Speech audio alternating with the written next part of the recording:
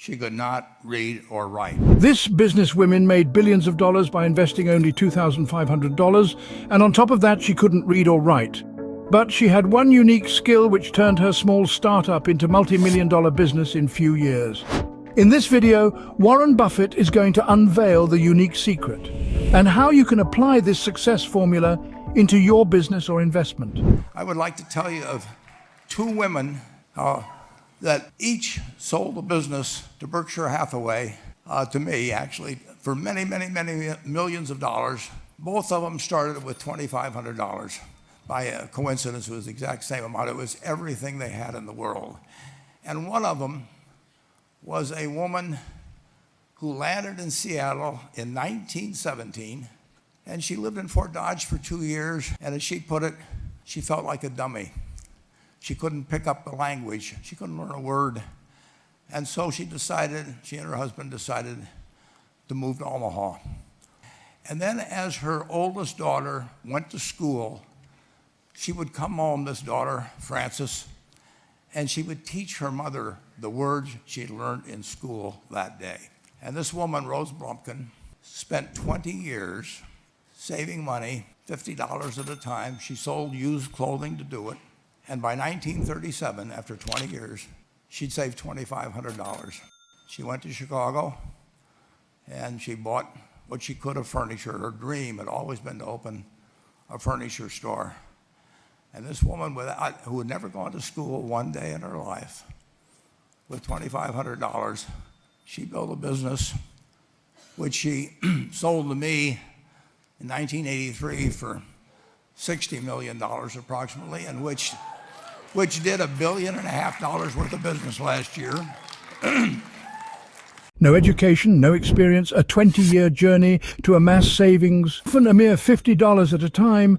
An extraordinary woman embarked on a remarkable journey, culminating in a multi-million-dollar sale of their businesses to Berkshire Hathaway with a mere $2,500 a sum, representing their entire world. They defied the odds and etched inspirational story of determination and success. The story of Rose Blumpkin serves as a testament to the boundless potential within every individual, no matter their circumstances. It reminds us that with unwavering determination and an unbreakable spirit, we can overcome challenges and achieve greatness. The fourth generation is working in that business. This woman, Rose Blumpkin, she worked for me until she was 103. And then then she retired, and she died the next year, which is a lesson to all of Berkshire's managers that premature retirement, you can't tell what's going to happen. But Mrs. B, with her $2,500, one further fact about her, she could not read or write. And she went into a furniture business, and she didn't bring anything unique in furniture, but she brought a determination to succeed. She knew she could outwork anyone else. She knew she cared about her customers. She worked at very low gross margins, but she built this incredible business. And I saw one other woman who did a similar thing with $2,500. I paid her hundreds of millions of dollars for her business.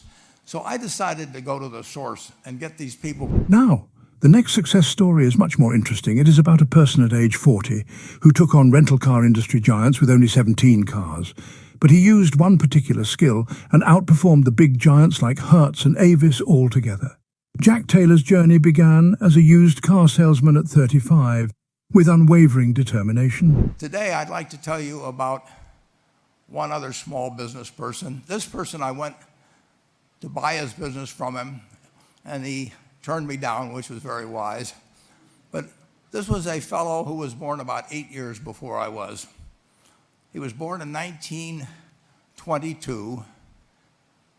He was we'll call him Jack, lived in the Midwest. He was a pretty good athlete, didn't like school much. The company he built hires more college graduates each year than any other company in the United States. And this fellow who was destined for this but did not know it, Jack, went to college for a year and then dropped out. He really wasn't that interested in school. And he actually kind of went from one job to another for a short period of, or not such a short period of time. And he finally became a used car salesman at a Cadillac dealership in St. Louis, Missouri. And at age 35, having moved up in the organization, the sales organization, he said to his boss, could I go into car leasing business with you? The boss said, well, if you'll cut your salary in half and you'll come up with, I think it was $25,000, which he borrowed, we can become partners in a car leasing company. So my friend Jack started at age 35 in the car leasing business. And he had 7 cars. It was pretty slow. In fact, one of the things he did was whenever the phone rang, he let it ring 3 or 4 times so people would think that he was very busy answering other phones. And of course, it was the only call he was going to get all day. So his first venture was okay, but it wasn't really going to go anyplace. And there's a lesson in this for all of us. At age 40, he decided with 17 vehicles, 17 cars, he was going to go into competition in the rent-a-car business. So now he's taking on Hertz and Avis and National and people like that who have hundreds and hundreds of thousands of cars. And he's got 17 cars. And his cars aren't any different than theirs. I mean, he's buying them from General Motors or Ford or Chrysler. And he can't get the airport locations. Those companies have them all sold up. But he was determined that he would basically offer the customer, can't offer him a different car, but he can offer them friendlier service than they've ever seen. And so he started a company. But when he died, his rent-a-car company, starting with those 17 cars, was worth more than Hertz and Avis and all the rest of the rental cars put together. The man's name was Jack Taylor, and his son, Andy Taylor, is a good friend of mine, runs the business now. A grandchild is in the business. There'll probably be a 4th generation along the lines. With no exceptional inventions, like artificial intelligence, to his name, he was as ordinary as Mrs. B who sold furniture. Anyone indeed could have chosen his path. But what distinguished him was his unwavering commitment to delighting his customers and building robust relationships. Tackling every potential issue in the car business wasn't within his personal capacity. However, the magic lay in his skill of transmitting his attitude and passion to turn customers into friends. This unique approach became the lifeblood of his business, and thus he transformed mere automobiles into an extraordinary enterprise which bloomed from almost nothing. It illustrates several points. One is you don't necessarily get it right exactly right the first time. I mean, the car leasing business, basically you were competing on the cost of money to finance cars. And it's very hard to delight a customer when you just give them the car and tell them to send you a monthly check for 5 years and you'll be back at that time. So his talents were being wasted basically in that business. But at the age of 40, with all of that experience behind him, he found the golden key, and he took a very ordinary business and turned it into an absolutely extraordinary operation. And just like Mrs. B or Rose Blumpkin did with furniture. And he didn't worry about whether the Federal Reserve was going to tighten or ease.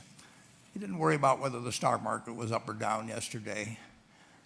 He didn't worry about the things he couldn't change, but he did focus on the one thing he could change, and that was the customer's experience. And I have seen With the one I didn't, the one that got away, Enterprise, I went down to Florida and tried to talk him into selling to Berkshire, and he was smart enough not to do it. Probably the value of the company has quadrupled since I made that visit. But he was smart enough to see that he would find that business. Henry Ford, as you may know, failed twice before he started the Ford Motor Company in 1903. I mean, the test isn't whether you get the greatest business idea in the world the first time out.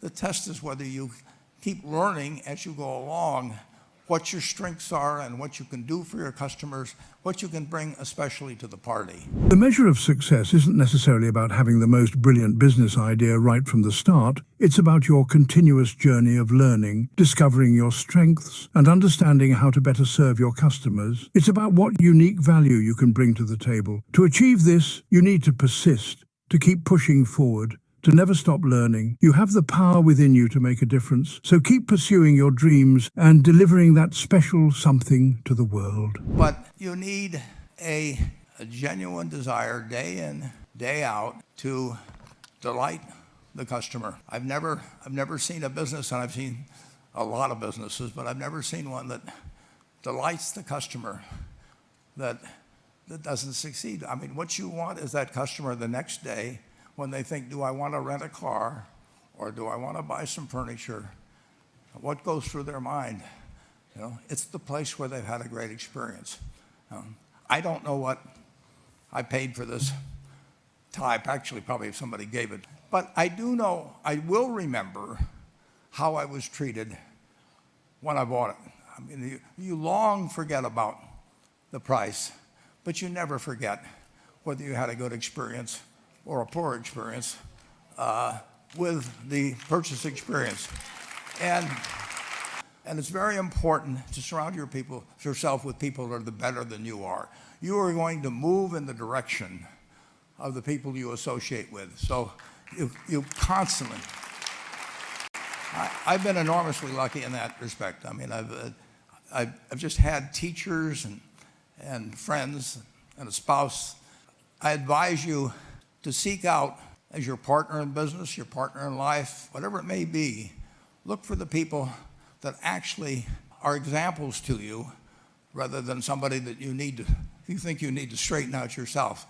And simple rules like that, delighting customers, working through other people, associating with people that will cause you to move in a better path than you might otherwise have, they will take you so far in life that it's hard to believe.